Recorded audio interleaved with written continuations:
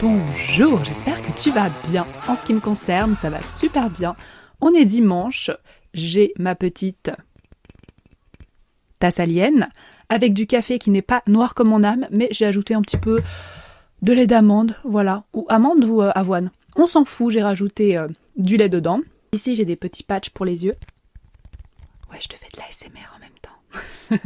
Tous les gens qui détestent ça sont déjà partis. Donc je vais appliquer mes petits patchs pour les yeux. Je vais boire mon petit café et aujourd'hui, on va parler d'un sujet qui est, selon moi, d'utilité publique. C'est-à-dire que ce podcast-là, je suis sûre, qu'en l'écoutant, soit il va être hyper utile, soit tu vas penser à quelqu'un, tu vas dire, il faut que j'envoie ce podcast à quelqu'un. C'est vraiment, tout le monde devrait écouter ce podcast, ok?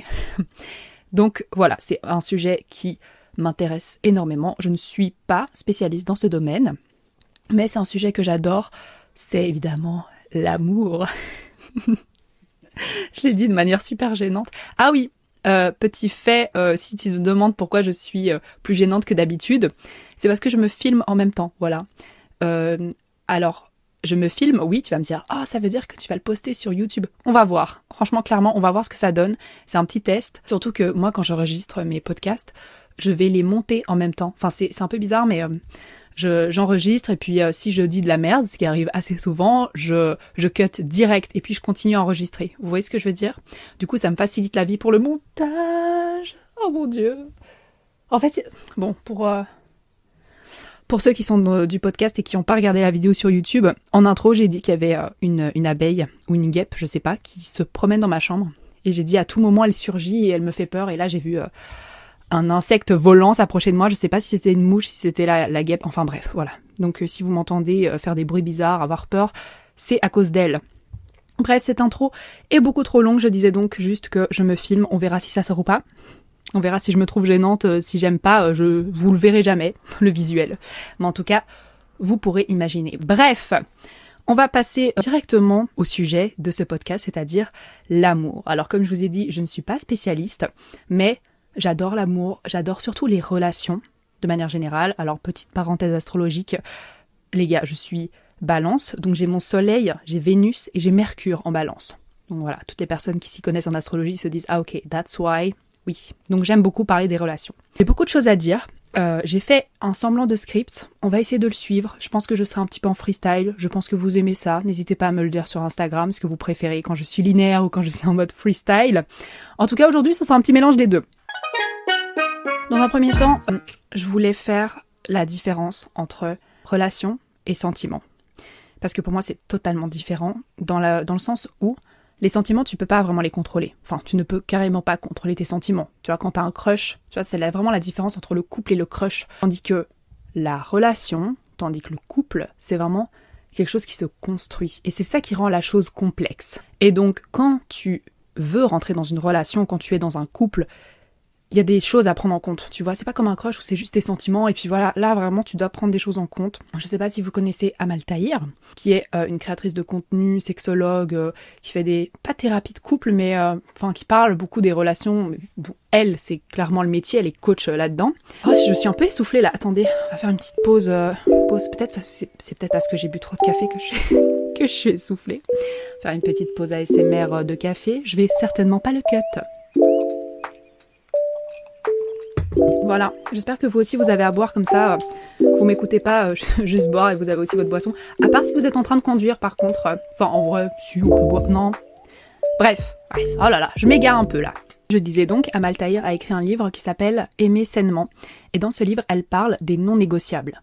Et c'est un concept que j'adore et que je trouve super important et intéressant. C'est en gros, tu vas établir quelle est la base dans ta relation. Elle, évidemment, elle en parle dans le cadre des relations de couple, des relations amoureuses, mais je trouve que c'est bien aussi dans n'importe quel type de relation, en fait, d'établir, surtout si t'es une personne de type victimace, qui a du mal à poser ses limites avec les autres, vraiment établir tes non négociables, les choses que tu ne laisses pas passer. Voilà, les non négociables, c'est un peu ta base, la base dans ta relation. Donc c'est quelque chose d'assez personnel, mais non négociables ne seront pas les tiens. Et Amal Tahir aime bien, donc pour expliquer le concept des non négociables, utiliser la métaphore du restaurant. Et je trouve ça incroyable, parce qu'elle dit, en gros, quand tu vas au restaurant, avoir des couverts propres, le serveur qui vient t'indiquer une place, te donner le menu, te servir ton repas en temps et en heure, c'est normal, c'est la base, ouais, c'est un non négociable. Tu vas pas remercier le restaurant de t'avoir donné des couverts propres. Vous voyez ce que je veux dire? Dans les relations, c'est pareil. Il y a un strict minimum à avoir, que toi-même tu définis. Après bon, il y a des choses qui sont quand même assez universelles, du style le respect, la fidélité, la loyauté, etc. Tout ça, pour moi, ça rentre dans le respect. Ça vaut aussi bien en amour qu'en amitié. Il y a une question qu'il faut absolument que tu te poses, si tu veux savoir si la personne avec qui tu es te convient. Souvent, si, imaginons, tu as tes non négociables, que tu n'as pas délimité, enfin voilà, t'as pas non plus fait une liste de non négociables avant de te mettre avec cette personne, et que pendant la relation, la personne elle met par exemple 5 heures à te répondre, elle n'use pas de ses love language envers toi, c'est-à-dire que t'as pas de cadeau, t'as pas forcément des paroles très valorisantes, elle te rend pas de service, enfin, t'as l'impression qu'elle fait pas grand-chose pour toi. Mais tu vas trouver des excuses, dire oui mais machin, oui mais c'est parce qu'il travaillait, oui mais voilà il est fort occupé. Ça là, ces excuses-là on va les mettre de côté et tu vas juste te poser une question, c'est comment tu te sens quand tu es avec cette personne? Parce que ton ressenti, il ne te mentira jamais. C'est pas comme ton mental qui va essayer de trouver des excuses ou au contraire, qui va essayer de saboter la relation. Si tu as connu que des relations toxiques dans ta vie, que ce soit au niveau familial, au niveau amical, il se peut que lorsque tu es en couple avec une personne qui est saine, tu t'ennuies ou tu te sens pas... tu vas essayer de saboter en te disant « Ouais, mais il est trop gentil, ouais, mais en fait, peut-être qu'il me ment. » Enfin, tu vas essayer de saboter la relation parce que c'est pas ta zone de confort. Vous voyez ce que je veux dire? Quelqu'un qui a grandi dans un climat toxique, qui a connu que la toxicité, mais la personne ne se sentira pas dans sa zone de confort. Je sais pas si vous voyez ce que je veux dire. Bref, je vais pas trop m'étaler là-dessus, parce que ça c'est un petit moment freestyle, et ça mériterait même tout un épisode à lui entier. J'ai l'impression de dire ça 5 fois dans chaque épisode. Et donc réponds à la question, comment est-ce que tu te sens quand tu es avec cette personne? Parce que vraiment ton ressenti ne te mentira pas. C'est-à-dire, est-ce que tu es stressé quand tu es avec cette personne? Est-ce que tu as la gorge nouée? Est-ce que tu as mal au ventre? Est-ce que, et ça à nouveau, je le redis, je le répète, mais ça vaut aussi pour l'amitié. Est-ce que quand tu as vu cette personne, tu as passé la journée avec, quand tu rentres chez toi, tu es épuisé, tu es fatigué, tu as besoin de dormir, limite il te faut 1 jour pour t'en remettre, c'est mauvais signe. Ça veut dire que cette personne te draine ton énergie. Pareil pour le fait que tu ressens des symptômes physiques, c'est vraiment toi qui somatise et ton corps qui parle à ta place. Et donc vraiment ton ressenti, il sait mieux que toi en fait. Ton ressenti ne te mentira pas. Et donc au contraire, si quand tu es avec cette personne, tu te sens toi-même, t'as pas peur, tu vas pas overthink tout ce que tu dis. Tu vas vraiment parler à l'aise, tu vas te sentir toi-même avec cette personne, tu n'auras pas peur tu vas pas marcher sur des œufs, tu vas pas jouer un rôle, tu vas te sentir détendu, à l'aise, vraiment épanoui, etc. Et sache que la réponse à cette question, comment tu te sens, ça en dit long sur la relation que tu entretiens avec cette personne. Et donc, je le répète, mais ton corps et ton ressenti ne te mentiront jamais. Par pitié, si tu es dans une relation dans laquelle tu n'es pas bien, que tu ne te sens pas toi-même, tu n'es pas apaisé, pitié, mais quitte cette relation. C'est plus facile à dire qu'à faire, mais si vous voulez, je pourrais vous faire un podcast entier en mode si ça ne te convient pas, tu quittes. Quitter le bateau, vraiment sauter du bateau, des fois c'est la meilleure solution avant qu'il coule quoi. Je pourrais faire tout un podcast entier là-dessus, ça m'inspire, je pense même que je vais même pas attendre votre avis. Juste après celui-là, hop, je vais enchaîner. D'autant plus qu'une relation, c'est pour moi un bonus dans ta vie. C'est un peu, c'est la cerise sur le gâteau, c'est la tasse alien pour boire ton café, c'est-à-dire que c'est pas indispensable, mais ça ajoute quelque chose, ça a une plus-value, ça fait plaisir. Et pour moi, là, le couple, c'est exactement la même chose. Donc déjà, si maintenant, par rapport à ce que je viens de dire, là, tu n'es pas d'accord avec moi, il y a un problème. Alors, ça fait très dictateur, ce que je suis en train de dire, j'en suis consciente, mais si vraiment, pour toi, le fait d'être en couple, c'est pas juste un bonus, la cerise sur le gâteau, etc. Pour moi, c'est qu'il y a vraiment un problème de dépendance. Parce que oui, vraiment, si pour toi c'est indispensable, c'est que c'est un besoin. Et donc là où il y a un besoin primaire, c'est que c'est de la dépendance. Et dans ce cas-là, pour moi, si vraiment tu es dans une dynamique où tu as besoin, tu cherches absolument à être en couple avec quelqu'un, tu vas pas attirer des relations saines dans ce cas-là. Vous voyez ce que je veux dire? Parce que tu seras dans une énergie de manque. Donc qu'est-ce que tu vas attirer? Tu vas attirer tout et n'importe quoi. Et on en revient à ce que je disais au début avec les non négociables. C'est-à-dire que quelqu'un qui voit les relations comme un bonus dans sa vie, qui est totalement indépendant. Cette personne indépendante qui sait ce qu'elle veut, qui se suffit à elle-même, mais qui a besoin, entre guillemets, d'une petite cerise sur le gâteau, va avoir ses non négociables, va se dire ok, moi ce que je veux c'est plutôt une personne comme ça, comme ça, comme ça. Après évidemment on n'est pas dans les Sims, tu sais pas non plus créer la personne que tu veux et la commander, enfin ça fonctionne pas comme ça, mais ce que je veux dire c'est vraiment...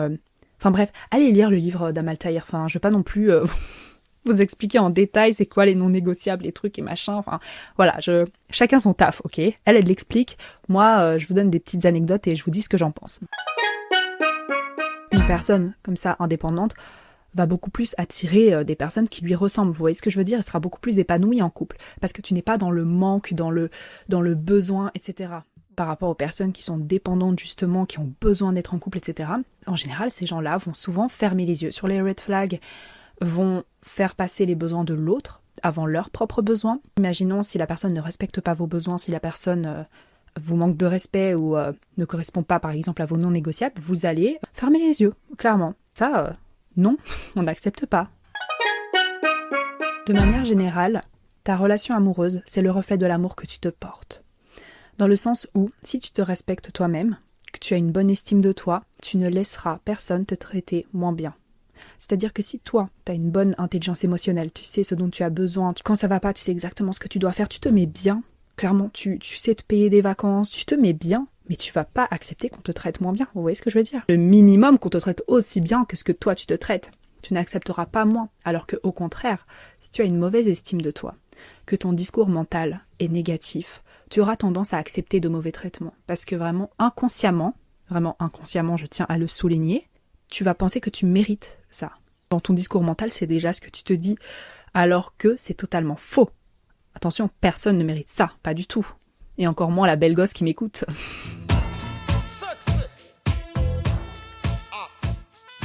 Je voulais aussi parler du 50-50. Je rigole parce qu'il y a eu tellement de débats là-dessus en ce moment, sur les réseaux sociaux, que voilà, ça me fait sourire. Alors, je suis clairement pas là pour faire la guerre, je suis pas là pour crier, etc. Mais ce que je voulais dire, c'est que dans une relation, et là je m'adresse surtout aux femmes, vraiment, prenez vos gardes dans le fait de ne pas tomber dans la dépendance. Parce que, justement, si vous ne faites pas, imaginons du 50-50, que c'est votre partenaire qui, imaginons dans une relation hétérosexuelle est un homme, subvient à vos besoins matériels, vous dépendez de lui d'une certaine façon. Vous allez me dire, oui, mais il dépend de nous aussi. Oui, pour faire... Je suis désolée, je sais que ça va pas plaire à tout le monde ce que je dis. Je vais le dire comme je pense et puis après je vais nuancer, d'accord? Donc tu vas me dire oui mais il dépend aussi de nous pour faire à manger, la cuisine et ça. Le ménage, oui, mais c'est pas pareil qu'une dépendance matérielle, une dépendance, tu vis chez lui, oui, c'est votre maison, mais c'est lui qui paye le loyer, c'est lui qui paye les courses, c'est lui qui paye tout. Pour moi, ça va vraiment créer une certaine dépendance, vous voyez? Alors évidemment, je ne suis pas en train de dire que tout le monde devrait faire du 50-50, etc. D'ailleurs, je vais faire une petite parenthèse. Si vous êtes musulmane et que vous m'écoutez, ça n'existe pas le 50-50, ok? C'est l'homme qui paye tout. Voilà. Parce que, ils ont tendance, les hommes musulmans, j'entends de plus en plus de discours qui vont vraiment critiquer les femmes en disant ouais, les vraies femmes ça n'existe plus, elles ont plus de pudeur, et par-ci et par-là, elles font plus leur devoir de femme. Est-ce que vous faites votre devoir d'homme, hein? Déjà à l'époque, les hommes ils allaient à la guerre, ça va? Vous, qu'est-ce que vous faites? Rien du tout, vous faites rien de plus que nous. Donc voilà, petite parenthèse, dans l'islam, c'est l'homme qui paye tout, qui paye le loyer, qui paye les courses, qui paye tout. Si vous voulez, vous travaillez même pas, ok? Donc voilà, je tenais juste à remettre l'église au milieu du village. Petite parenthèse fermée. Dans le cas d'une dépendance matérielle, donc si vous faites pas du 50-50 et que tu vis grâce à l'argent de ton mari, ça, quelque part, tu es coincé. Tu peux pas partir à tout moment. Imaginons, ton mari fait quelque chose que tu ne peux pas accepter, peu importe ce que c'est, mensonge, trahison, voilà. Il fait quelque chose que tu veux pas accepter, eh ben, tu vas pas partir aussi facilement que si tu étais totalement indépendante. Vous voyez ce que je veux dire? Surtout matériellement. J'ose même pas imaginer à quel point ça doit être dur. Tu dépends matériellement d'un mec, c'est-à-dire que t'es chez lui, c'est lui qui te paye ta bouffe, etc. Peut-être pour certaines qui sont dans ce cas-là, qui n'ont peut-être pas forcément de diplôme, qui ont pas de travail, parce qu'il y en a certaines, attention, qui font pas du 50-50, mais qui gagnent leur propre argent, mais qui le gardent pour elles. Alors là, franchement, vous êtes des reines, hein. Faut dire les termes, vous êtes des reines. Dans le cas d'une personne, imaginons, qui ne travaille pas, qui n'a pas de diplôme, qui n'a jamais travaillé, qui a toujours fonctionné de cette manière-là, franchement, partir, quitter la personne à cause de mauvais traitements ou autre, c'est beaucoup plus difficile. Et donc moi, ce que je voudrais vous dire, c'est couvrez vos arrières, évitez d'être dans des situations pareilles, même si vous allez me dire, oui, on choisit bien notre partenaire, on n'a pas forcément, enfin tu te maries pas avec quelqu'un pour te méfier de lui, etc. Mais tu sais, on connaît jamais vraiment les gens. Moi, le meilleur conseil que je peux vous donner, c'est soyez indépendante à tous les niveaux. Soyez avec quelqu'un qui, voilà, une petite cerise sur le gâteau. On va passer au point suivant directement parce que c'est vraiment lié. Ce que je voulais dire aussi, c'est que une relation saine, pour moi, c'est une relation dans laquelle tu peux partir à tout moment. Une relation que tu peux quitter à tout moment. Vraiment, s'il y a quelque chose qui ne te plaît pas, il y a un manque de respect, tu veux quitter la relation, tu peux la quitter. Vous voyez ce que je veux dire? Il n'y a rien qui va te rattacher. Alors oui, tu peux avoir des enfants, crédit immobilier, etc. Oui, je viens de vous roter dessus dans le plus grand des calmes. Oui, vous n'avez pas remarqué parce que je suis quelqu'un d'assez discret. La relation la plus saine, c'est que tu peux quitter la relation, mais que tu veux pas la quitter. Vous saisissez la nuance? Tu pourrais le faire. Il n'y a rien vraiment qui te rattache. Mais tu ne veux pas le faire parce que tu décides, tu choisis de rester avec cette personne. C'est un choix. Et pour moi, ça c'est une différence qui paraît subtile, mais c'est tellement important. Et c'est vraiment là que tu vois si ta relation est saine ou pas. C'est intéressant de se poser la question. Pose-toi cette question si tu es en couple. Est-ce que... Je bouge un peu trop, j'espère que ça dérange pas trop au niveau du son. De te dire, est-ce que je peux partir quand je veux de cette relation? Est-ce que je choisis d'être avec mon partenaire? Maintenant, si tu ne veux pas, tu ne peux pas quitter la relation par rapport, du coup, comme j'ai dit, à un bien immobilier, un enfant ou autre, parce que ces choses-là te relient à cette personne, ben c'est intéressant de se poser la question quand même, de se dire, est-ce que c'est une excuse, ce bien immobilier et l'enfant, par rapport à une certaine dépendance, ou alors est-ce que... En fait, non, juste, c'est une... Il y a des gens qui vont me détester après cet épisode. Mais j'allais dire, oui, en fait, c'est une excuse, clairement, c'est une excuse. Si la relation ne va pas bien, enfin, il n'y a rien de pire que de partager quoi que ce soit avec une personne si ça va pas, si c'est toxique et si c'est mauvais pour vous, que ce soit élever un enfant ensemble, que ce soit un bien immobilier, peu importe. Enfin, je veux vous pousser à la réflexion, ok? J'ai pas envie de culpabiliser des gens parce que c'est des situations qui sont complexes. Là, je viens avec mon petit discours, mais j'entends bien que, voilà, si tu dépends matériellement, imaginons de ton conjoint ou de ta conjointe, si tu dépends matériellement de ton conjoint, le quitter, enfin, c'est compliqué, surtout si tu as 5 enfants, enfin, voilà, j'entends bien que c'est des situations qui sont pas faciles. En vrai, on est parti un peu loin, non? Je suis en train de réaliser, de base, c'était censé être un petit podcast en mode pour vous... pour vous rebooster en mode ouais, je mérite mieux si vous êtes dans des relations toxiques. Et puis, enfin, vraiment, c'était censé être un podcast assez léger. Au final, je suis partie dans un délire. Bref, on va un petit peu se remettre les rails droites, là, si vous voulez bien. Je voulais aborder un dernier point qui est selon moi très important. Au début, je vous ai parlé de la métaphore du restaurant que Amal Tahir utilise. Oui, parce que j'aime bien créditer quand j'utilise des choses que j'ai déjà vues quelque part. Certains n'aiment pas ça. Il y a des gens qui vont plagier, clairement. Thibaut InShape, qui est passé premier youtubeur de France. On n'accepte pas et notre cœur reste fermé. Du coup, dans cette métaphore-là, on dit, cette métaphore des couverts, en disant, il y a le strict minimum, c'est la base, ok? Tu dois pas te réjouir d'avoir des couverts propres. Pareil, dans ta relation, tu ne dois pas te réjouir que ton mec soit gentil avec toi, te fasse un câlin, enfin... Et vraiment, pose-toi cette question, est-ce que tu te réjouis de petites choses? Après, attention, il y a une différence entre... voilà, ton mec ou ta meuf t'envoie un petit message mignon, c'est ton premier jour de travail, il va t'envoyer un petit message en disant courage, etc. Le fait que ça te fasse plaisir, j'espère bien, enfin normal. Il y a une différence entre que ça te fasse plaisir et en faire un big deal, tu vois, dans le sens où tu envoies des messages à tes copines en disant mon Dieu, regarde ce qu'il a fait. J'espère bien qu'il va t'envoyer un message de courage pour ton premier jour de travail. Attends, mais il manquerait plus qu'il ne le fasse pas. Quand le gars il sort avec une queen, et il se contente d'envoyer juste un message comme ça de temps en temps de manière aléatoire et toi tu te satisfais de ça. Non. Vraiment, donne-toi de la valeur et on te donnera de la valeur en couple. Plus tu t'en donnes, plus on t'en donne. Ce n'est pas suffisant d'être avec un mec qui te donne la base, c'est-à-dire des petits messages de temps en temps. Non. Tu dois être avec un mec ou une meuf qui est fan de toi. Voilà. Stop. Period. Je pourrais m'arrêter là. Je tenais également je pense qu'on va terminer là-dessus, vous parler de la chose suivante. À nouveau, c'est quelque chose dont Amal Tahir avait parlé, que j'ai entendu, qui a mûri dans ma tête, que j'ai expérimenté. Enfin, non, pas expérimenté, mais que j'ai observé dans mon entourage, que vraiment je suis à 100% d'accord avec ça et du coup je voulais vous en parler parce que ça rentre vraiment dans le thème ici. Les mecs savent exactement comment ils doivent vous traiter. C'est-à-dire que vraiment, il n'y a pas un mec sur Terre qui ne sait pas comment il doit bien traiter sa meuf. Vraiment, je vous jure que c'est vrai. Il sait, il pourrait te répondre rapidement. Il pourrait te booker des vacances en Thaïlande. Il pourrait t'envoyer des messages mignons tous les matins en disant à quel point il te trouve incroyable. Il pourrait te faire des petits cadeaux. Mais tu vois, pas les cadeaux parce que tu lui dis que t'as envie de ça. Non, non, non. Il observe. Il t'observe pendant que vous faites du shopping. Il regarde ce que tu regardes et ensuite il va l'acheter de ça. Tous les mecs sont capables de faire ça. Il choisit de ne pas le faire avec toi. En tout cas, s'il le fait pas. Pareil, s'il le fait, il choisit de le faire. Ça, c'est un truc, je pense qu'il y en a beaucoup qui ont déjà été en couple avec un mec. Ça, c'est Amal qui le disait, c'est que dans ses coachés, etc., elle disait que voilà, il y a des filles qui sont en couple avec un mec qui fait le strict minimum, voire même pas. Et puis ensuite, dès que ça se termine avec elle, la meuf suivante, il fait tout ce que la meuf mendiait dans la relation précédente. Vous voyez ce que je veux dire ? Toi, tu mendies des choses, et puis la meuf d'après, elle a tout ça sans bouger le petit doigt. Vous voyez ce que je veux dire ? Et ça, pour moi, ça prouve exactement la chose que je disais tout à l'heure, c'est que votre couple est le reflet de l'amour que vous vous portez. Vraiment, si vous vous donnez de la valeur, on vous en donnera également.